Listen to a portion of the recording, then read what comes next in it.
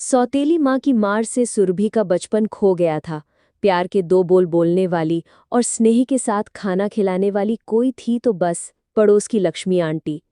लक्ष्मी भी माँ की ममता को तरस रहे सुरभि के मन को अपने प्यार से भर देना चाहती थी, लेकिन ऐसा वो कैसे करती। दोपहर के 2 बज रहे थे। रसोई का काम निपटाकर मैं लेटी हुई अपने बेटे राहुल के बारे में सोच ही रही थी कि किसी ने दरवाजे की घंटी बजा दी। कौन हो सकता है? शायद डाकिया होगा। ये सोचते हुए बाहर आई और दरवाज़ा खोलकर देखा तो सामने एक 22-23 साल की युवती खड़ी थी। आंटी, मुझे पहचाना आपने? मैं सुरभि, आपके बगल वाली, वो बोली। अरे सुरभि, तुम यहाँ कैसे? और ये क्या हालत बना रखी है तुमने? एक साथ ढेरों प्रश्न मेरे मुंह से निकल पड़े। मैं उसे पकड़कर प्यार से अंदर ले आई। सुरभि बिना किसी प्रश्न का उत्तर दिए एक अबोध बालक की तरह मेरे पीछे पीछे अंदर आ गई। बैठो बेटा, मेरा इशारा पाकर वो यंत्रवत बैठ गई। मैंने गौर से देखा तो सुरभि के नक्श काफी तीखे थे। रंग गोरा था। बड़ी बड़ी आंखें उसके चेहरे को और भी आकर्षक बना रही थीं। यौवन की दहलीज पर कदम रख चुकी सुरभि का शरीर बस ये समझिए कि हड्डियों का ढांचा भर था। मैंने उससे पूछा, बेटा कैसी हो तुम? नजरें झुकाए बेहद धीमी आवाज में सुरभि बोली, आंटी, मैंने कितने पत्र आपको लिखे, पर आपने किसी भी पत्र का जवाब नहीं दिया। मैं खामोश एकटक उसे देखते हुए सोचती रही। बेटा, पत्र तो तुम्हारे बराबर आते रहे, पर तुम्हारी माँ और पापा के डर के कारण जवाब देना उचित नहीं समझा। मुझे चुप देख शायद वो मेरा उत्तर समझ गई थी। फिर संकोच भरे शब्दों में बोली, आंटी, 2 दिन हो गए, मैंने कुछ खाया नहीं है। प्लीज़ मुझे खाना खिला दो। मैं तंग आ गई हूँ अपनी इस जिंदगी से। अब बर्दाश्त नहीं होता माँ का व्यवहार। रोज़ रोज़ की मार और तानों से पीड़ित हो चुकी हूँ। ये कहकर सुरभि मेरे पैरों पर गिर पड़ी। मैंने उसे उठाया और गले से लगाया तो वो भपक पड़ी और मेरा स्पर्श पाते ही उसके धैर्य का बांध टूट गया। आंटी, कई बार जी में आया कि आत्महत्या कर लूं, कई बार कहीं भाग जाने को कदम उठे, किंतु इस दुनिया की सच्चाई को जानती हूँ। जब मेरे माँ बाप ही मुझे नहीं स्वीकार कर पा रहे हैं तो और कौन देगा मुझे अपने आंचल की छाँव। बचपन से माँ की ममता के लिए तरस रही हूँ और आखिर में अब उस घर को सदा के लिए छोड़कर आपके पास आई हूँ, वो स्पर्श ढूंढने जो एक बच्चे को अपनी माँ से मिलता है। प्लीज़ आंटी, मना मत करना। उसके मुंह पर हाथ रखते हुए मैंने कहा, ऐसा दोबारा भूल कर भी मत कहना। अब कहीं नहीं जाएगी तू। जब तक मैं हूं तुझे कुछ भी सोचने की जरूरत नहीं है। उसे मैंने अपनी छाती से लगा लिया तो एक सुखद एहसास से मेरी आंखें भर आईं। पूरा शरीर रोमांचित हो गया और वो एक बच्ची सी बनी मुझसे चिपकी रही और उष्णता पाती रही मेरे बदन से, मेरे स्पर्श से। मैं रसोई में जब उसके लिए खाना लेने गई तो जी में आ रहा था कि जाने क्या क्या खिला दूं उसे। पूरी थाली को करीने से सजाकर मैं बाहर ले आई तो थाली देख सुरभि रो पड़ी। मैंने उसे चुप कराया और कसम दिलाई कि अब और नहीं रोएगी। वो धीरे धीरे खाती रही और मैं अतीत में खो गई। बरसों से सहेजी संवेदनाएं प्याज के छिलकों की तरह परत दर परत बाहर निकलने लगी। सुरभि 2 साल की थी कि काल के क्रूर हाथों ने उससे उसकी माँ छीन ली। सुरभि की माँ को लंग्स कैंसर था। बहुत इलाज कराया था सुरभि के पापा ने, पर वो नहीं बच पाई। इस सदमे से उभरने में सुरभि के पापा को महीनों लग गए। फिर सभी रिश्तेदारों एवं दोस्तों के प्रयासों के बाद उन्होंने दूसरी शादी कर ली। इस शादी के पीछे उनके मन में शायद ये स्वार्थ भी कहीं छिपा था कि सुरभि अभी बहुत छोटी है और उसकी देखभाल के लिए घर में एक औरत का होना जरूरी है। शुरुआत के कुछ महीने पलक झपकते बीत गए। इस दौरान मंजू का सुरभि के प्रति व्यवहार सामान्य, किंतु ज्यों ही मंजू की कोख में एक नए मेहमान ने दस्तक दी, सौतेली माँ का सुरभि के प्रति व्यवहार तेजी से असामान्य होने लगा। मंजू ने जब बेटी को जन्म दिया तो सुरभि के पिता को विशेष खुशी नहीं हुई। वो चाह रहे थे कि बेटा हो, पर एक बेटे की उम्मीद में मंजू को 4 बेटियां हो गई और ज्यों-ज्यों सुरभि के बहनों की संख्या बढ़ती गई त्यों-त्यों उसकी मुसीबतों का पहाड़ भी बड़ा होता गया। आए दिन सुरभि के शरीर पर उभरे स्याह निशान माँ के सौतेलेपन को चीख-चीख कर उजागर करते थे। कितनी बेरहम थी मंजू। जब बच्चों के कोमल नाजुक गालों पर माँ बाप के प्यार भरे स्पर्श की जरूरत होती है, तब सुरभि के मासूम गालों पर उंगलियों के निशान झलकते थे। मंजू का खुद की पिटाई से जब जी नहीं भरता तो वो उसके पिता से सुरभि की शिकायत करती, पहले तो वो इस ओर ध्यान नहीं देते थे, पर रोज-रोज पत्नी द्वारा कान भरे जाने से तंग आकर वो भी बड़ी बेरहमी से सुरभि को मारते। सच ही तो है, जब माँ दूसरी हो तो बाप पहले ही तीसरा हो जाता है। अब तो उस नन्ही सी जान को मार खाने की आदत सी हो गई थी। मार खाते समय उसके मुंह से उफ तक नहीं निकलती थी तो बस सिसकियां। वो मासूम बच्ची तो खुलकर रो भी नहीं सकती थी, क्योंकि वो रोती तो मार और अधिक पड़ती। खाने को मिलता बहनों का जूठन। सुरभि बहनों को जब दूध पीते या फल खाते देखती तो उसका मन ललचा उठता, लेकिन उसे मिलता कभी कभार बहनों द्वारा छोड़ा हुआ दूध और फल। कई बार तो सुरभि जब जूठे गिलास धोने को ले जाती तो उसी में थोड़ा सा पानी डालकर उसे ही पी लेती। गजब का धैर्य और संतोष था उसमें। शुरू में सुरभि मेरे घर आ जाया करती थी, किंतु अब मंजू ने उसे मेरे यहाँ आने पर भी प्रतिबंध लगा दिया। सुरभि के साथ इतनी निर्दयता देख दिल कराह उठता था कि आखिर इस मासूम बच्ची का क्या दोष। उस दिन तो मंजू ने हद ही कर दी जब सुरभि का बिस्तर और सामान बगल में बने गैराज में लगा दिया। मेरी छत से उनका गैराज स्पष्ट दिखाई देता था। जाड़ों का मौसम था, मैं अपनी छत पर कुर्सी डालकर धूप में बैठी स्वेटर बुन रही थी। तभी देखा सुरभि एक थाली में भाई बहन द्वारा छोड़ा गया खाना लेकर अपने गैराज की तरफ जा रही थी। मेरी नज़र उस पर पड़ी तो वो शर्म के मारे दौड़ पड़ी। दौड़ने से उसके पैर में पत्थर द्वारा ठोकर लग गई और खाने की थाली गिर पड़ी। आवाज सुनकर मंजू दौड़ी दौड़ी बाहर आई और आव देखा न ताव चटाचट सुरभि के भोले चेहरे पर कई तमाचे जड़ दिए। कुलका कहीं की, मर क्यों नहीं गई? जब माँ मरी थी तो तुझे क्यों नहीं ले गई अपने साथ? छोड़ गई है मेरे खातिर जी का जंजाल। अरे चलते नहीं बनता क्या? मोटाई चढ़ी है। जहर खाकर मर जा, अब और खाना नहीं है, भूखी मर। आवाज के साथ साथ मंजू के हाथ भी तेजी से चल रहे थे। उस दिन का वो नज़ारा देखकर तो मैं अवाक रह गई। काफी सोच विचार के बाद एक दिन मैंने हिम्मत जुटाई और सुरभि को इशारे से बाहर बुलाकर पूछा, क्या वो खाना खाएगी? पहले तो वो मेरे इशारे को नहीं समझ पाई, किंतु शीघ्र ही उसने इशारे में ही खाने की स्वीकृति दे दी। मैं रसोई में गई और बाकी बचे खाने को पॉलीथीन में भर एक रस्सी में बांधकर नीचे लटका दिया। सुरभि ने बिना किसी औपचारिकता के थैली खोल ली और गैराज में चली गई। वहां बैठकर खाने लगी।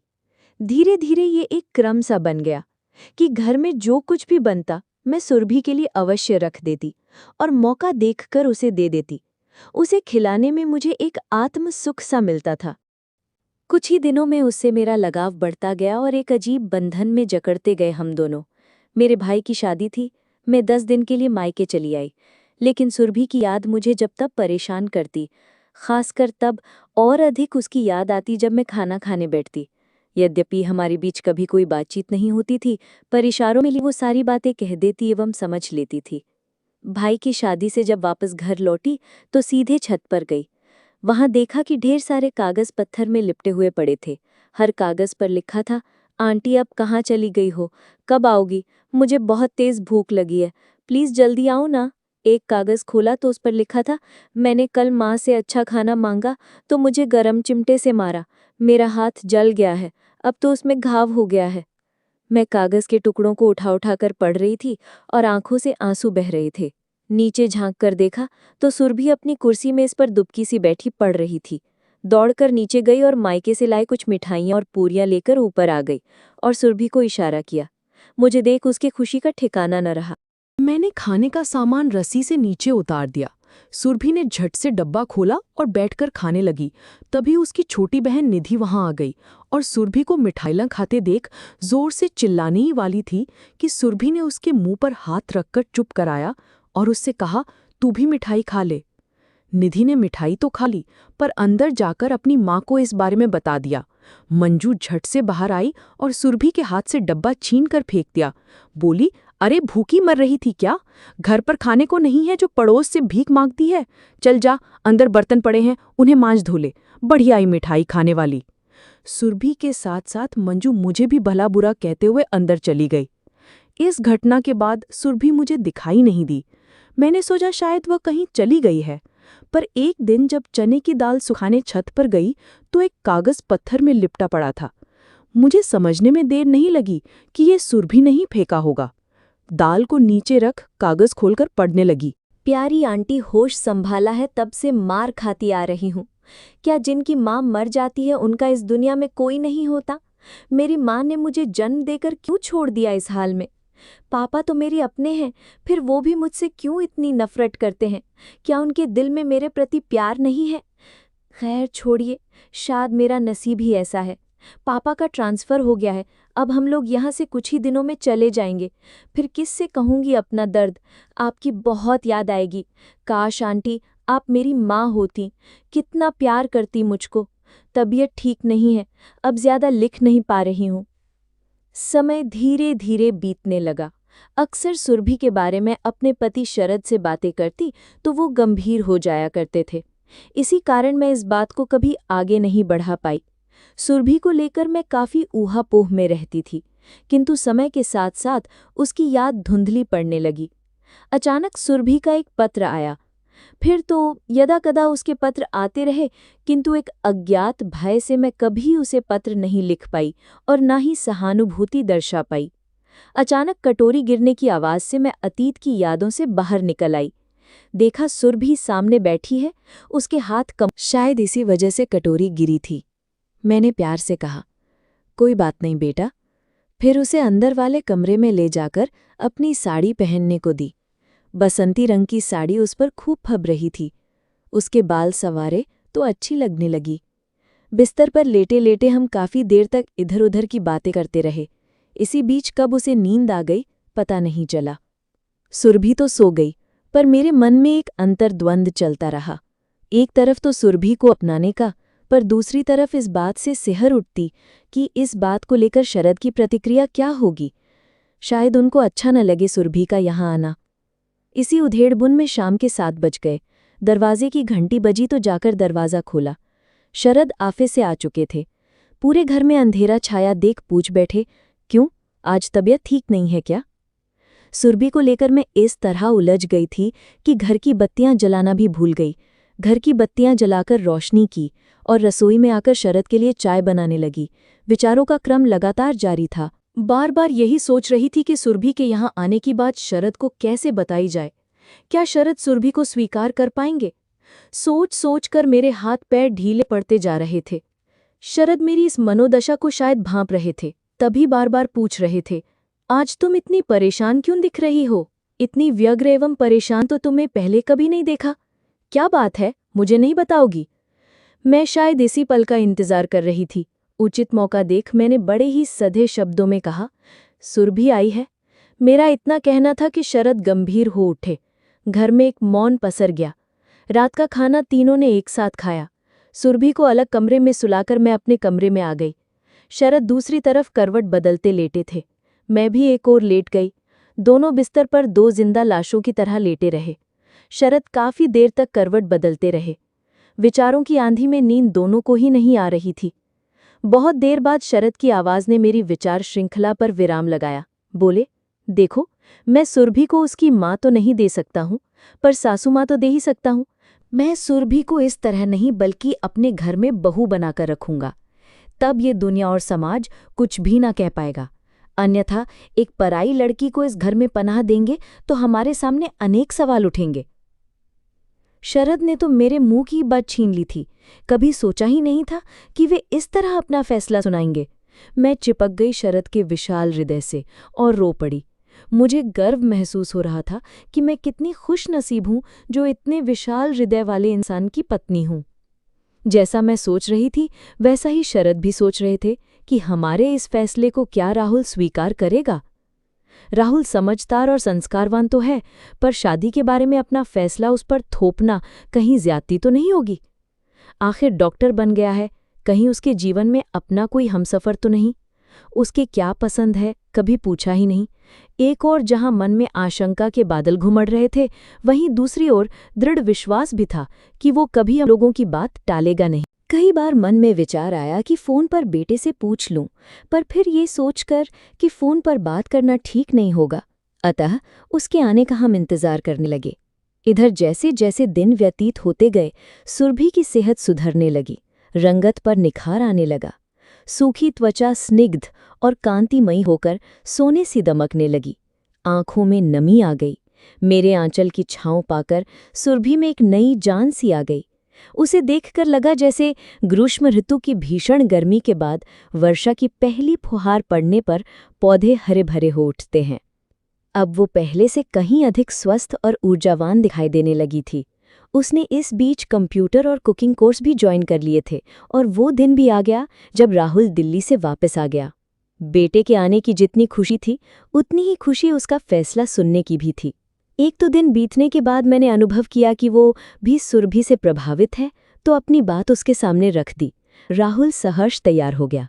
मेरी तो मन मांगी मुराद पूरी हो गई। मैं तेजी से दोनों के ब्याह की तैयारी में जुट गई और साथ ही सुरभि के पिता को भी इस बात की सूचना भेज दी। सुरभि और राहुल की शादी बड़ी धूमधाम से संपन्न हो गई। शादी में ना तो मंजू आई और ना ही सुरभि के पिता।